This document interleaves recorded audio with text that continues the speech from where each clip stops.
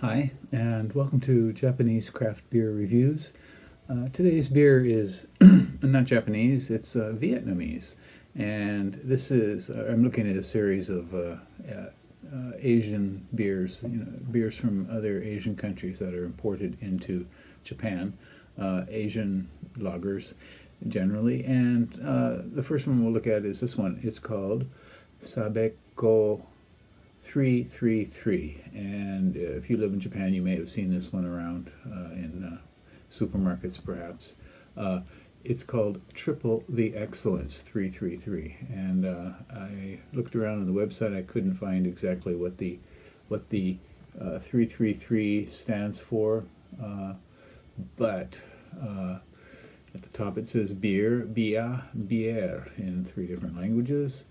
And Vietnam has a tradition of light beers. I never see them here, but I think you probably have to go to Vietnam to get them.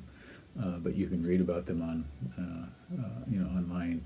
Very lightly fermented and very low alcohol beers, similar to what many countries do with, for example, makgeolli in Korea, kind of light rice beer. In any case, Sabeco means it's a short for Saigon Beer Alcohol Beverage Group. So Saigon Beer Alcohol Beverage Group, Sabeco.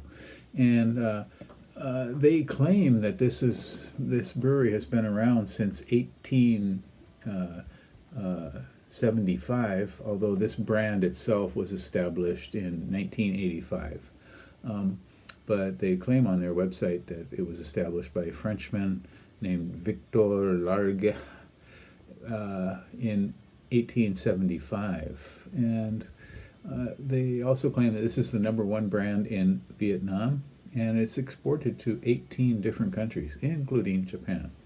On Rate Beer, there are 17 different beers listed from this brewery, and I think this one is probably the most popular one.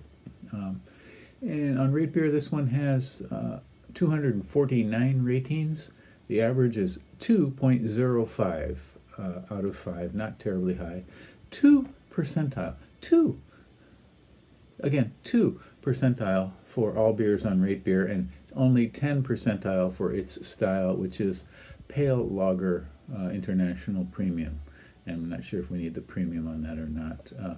Untapped, 14,136 ratings, and the average is 2.7, so more than half a point higher, which is typical for Untapped, I think, to have a little slightly higher rating than Rate Beer. 5.3% pale lager. It contains barley malt, hops, and rice. And I think rice is a typical ingredient in many Asian lagers, including those in Japan, to lighten up the body. Okay, let's try this one out.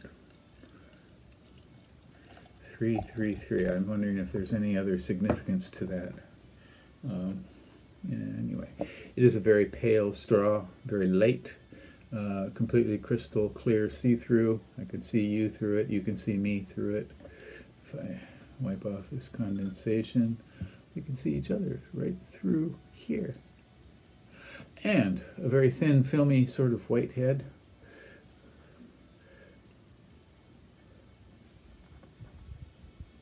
Okay, and let's try the aroma. Okay.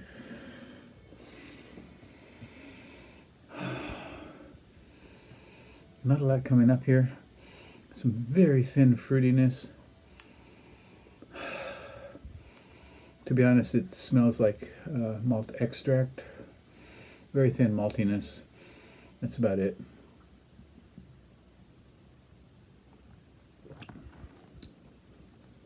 Flavor quite similar.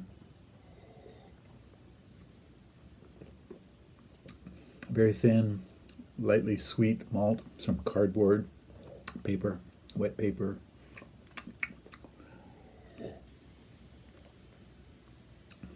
Just the tiniest bit of hops in the mid palate and finish, and that is it. And it fades away very, very quickly. It does leave kind of a light, salty tinge on the tongue as it goes away. Maybe slightly metallic. Yeah. So I'd not had this before, and I don't think I would rate this very highly.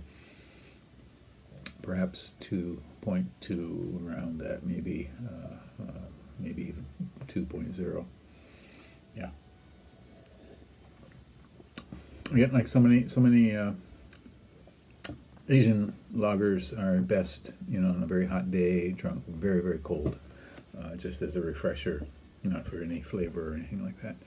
So once again, this is called Sabeco 333, a pale lager, international premium, 5.3% alcohol. I cannot recommend this one, but if you are like me, you want to try everything, go out and give it a go. Tell me what you think about it, and leave me a comment. Please do subscribe to the channel, and take a look at some of the playlists of various Asian beers I have, and other beers as well. That's it for today. Bye-bye.